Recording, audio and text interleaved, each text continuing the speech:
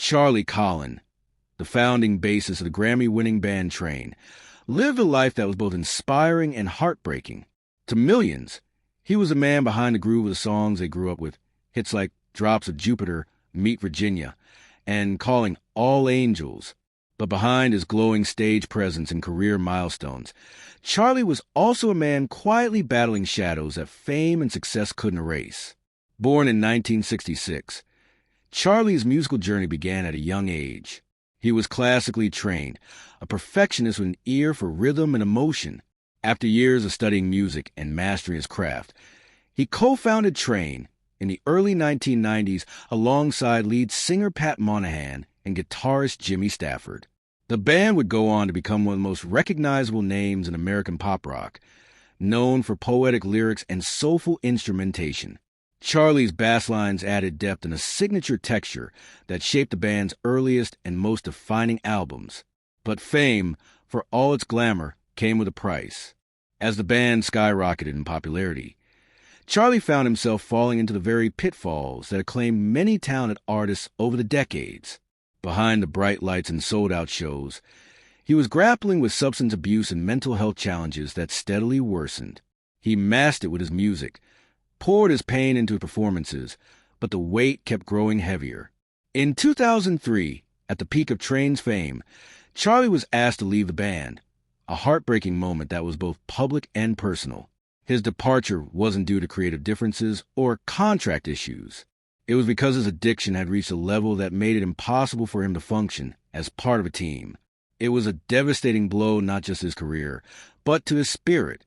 The band he had helped build from the ground up was continuing on without him.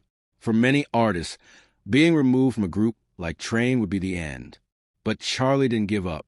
He continued creating music, joining new bands like Food Pill and Pain Birds. He also collaborated with other musicians, worked as a musical director, and tried his hand in producing. Behind the scenes, he remained committed to his craft. His love for music never faded. It was, in many ways, the only thing that kept him going. Still, the industry wasn't kind.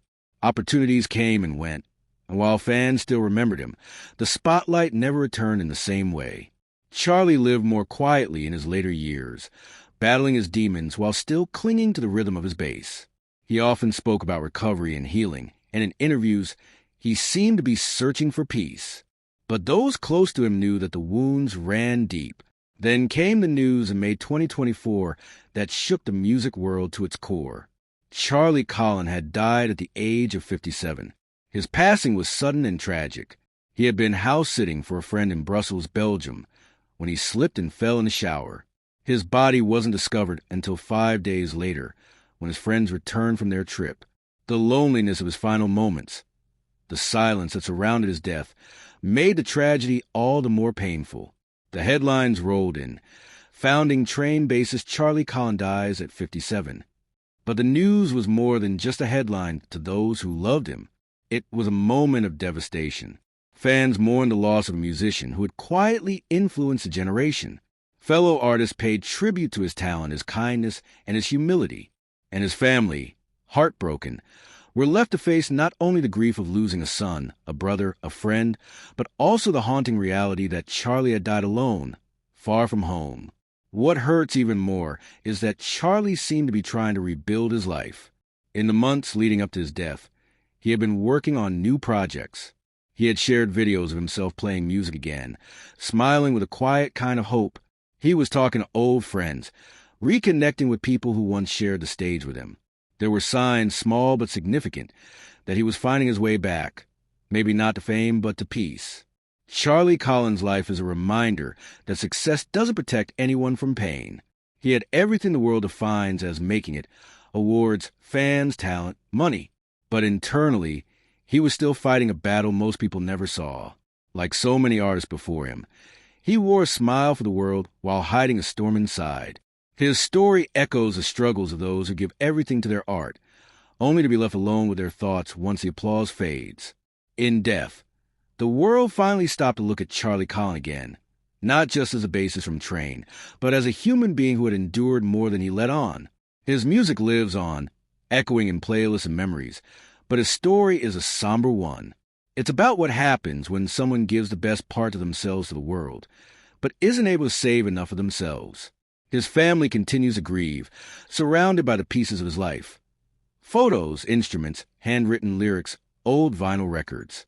They remember the Charlie who made them laugh, who shared his dreams, who fought silently and loved deeply. And while they'll never stop missing him, they also hope that others will remember him not just for how he died, but for everything he gave while he was here. Charlie Colin may no longer walk this world, but his presence is still felt. In every train song that begins to play, in every story shared by those who knew him, in every fan who hears his bass line and feels something stir inside. He was more than a musician. He was a man searching for peace in a noisy world.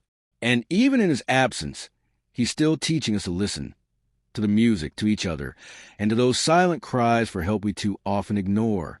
Rest in peace, Charlie Colin. You were loved, you mattered, and you'll never be forgotten.